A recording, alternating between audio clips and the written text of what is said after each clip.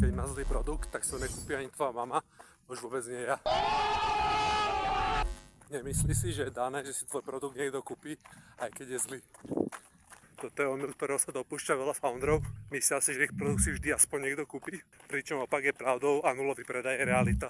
Nehovorím, že máš čakať, kým tvoj produkt je perfektný, to vôbec nie. Dokonca práve naopak, chceš ísť na trh, aby sa naučil, ale tiež tvoj produkt musí byť aspoň tak dobrý, aby nenahneval tvojich používateľov. Tvoje riešenie ich urgentného problému musí byť aspoň v niečom lepšie ako existujúce riešenia. Preto na začiatku porozmýšľaj, aký konkrétny problém ideš riešiť, zanalýzuj svoju konkurenciu, zanalýzuj existujúce riešenia a vedome sa rozhodni pre to, čo budeš robiť inak alebo lepšie ako ostatní. A kľudne sa zamysli aj nad sebou, či si niekedy v živote kúpil produkt, ktorý bol očividne horší vo všetkých oblastiach ako iný, preto lebo si bol zvedavý. Ulož si toto video, pokiaľ buduješ startup.